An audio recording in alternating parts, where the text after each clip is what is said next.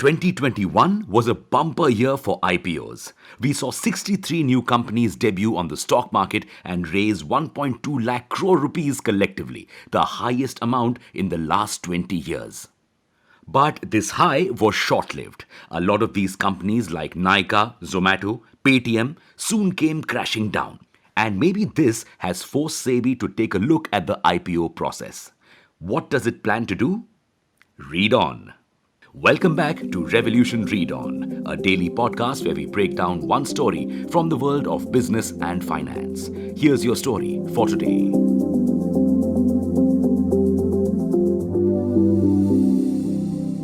Investors in Nykaa, Zomato, Policybazaar and Paytm have collectively lost 1.3 lakh crore rupees of their wealth. But the blame for this doesn't fall completely on these companies' shoulders. The entire market is currently witnessing massive sell-offs for multiple reasons, like the US Fed raising interest rates and the Russia-Ukraine crisis. But new age tech companies have been the ones worst impacted. You see, these companies' stocks are growth stocks. Even though the companies were seeing losses, investors believed that they would multiply their money. But as soon as the market sell-off began, investors began thinking that the IPO prices of these companies were too high and that they wouldn't be able to give them returns as great as they had expected. And they weren't wrong. Some of these companies' shares had been grossly overvalued. In fact, the price of Paytm's IPO shares was so high that many questioned whether they were deliberately overvalued to get the title of India's biggest IPO. The sky-high prices caused shares to tank 27% on listing day itself, which even caught SEBI's attention. Plus, with central banks raising rates, government bonds seemed like a safer investment choice. So, many investors, especially foreign institutional investors, began dumping stocks. And the retail investors who held on saw huge losses. Now, SEBI realized how unfair this was for investors. So, it has decided to do something about the situation. SEBI knows that more and more new age tech companies are now going to list on the market. And since these companies are mainly focused on scaling up and growing fast, initially they are making huge losses. But the disclosure norms as per current IPO rules take into account only 4 parameters. Number 1, earnings per share. That's the profit or loss the company makes per share. Number 2, PE ratio. That's the ratio of the company's current share price to its earnings per share.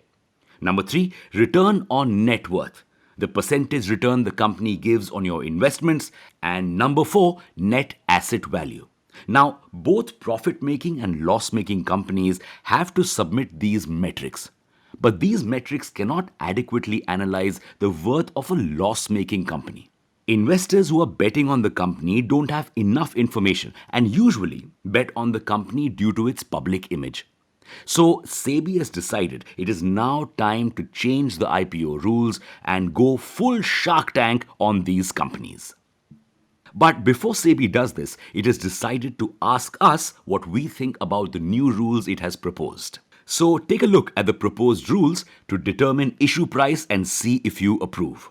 Number 1, apart from the 4 metrics mentioned above, the companies now also need to provide a list of key performance indicators or KPIs for the past 3 years. Number 2, they also have to explain why these KPIs are relevant to the issue price. Number 3, they need to present all the data they shared with pre-IPO investors. All investors need to know the same information. Number 4, they need to compare their KPIs with similar companies listed in India and abroad to show how they are performing in comparison to their peers. Number 5, if they have not included a particular KPI, they need to explain why it isn't relevant. Number 6, all these KPIs need to be audited.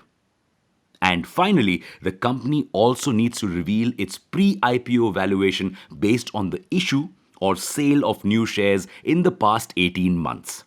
These rules will only apply to companies that have been seeing losses for the past 3 years.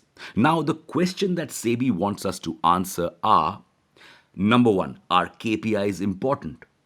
Number 2, should they be audited? Number 3, is a 3-year look-back period enough? Same goes for the 18-month look-back period for the valuation. And finally, should companies have to compare KPIs with global peers?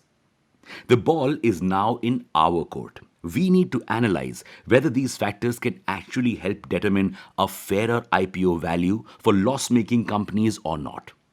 Let us and the SEBI know your thoughts about the matter, and stay tuned to know if SEBI actually implements these rules. If you want to read the entire SEBI report on the matter, you can find it in the show notes.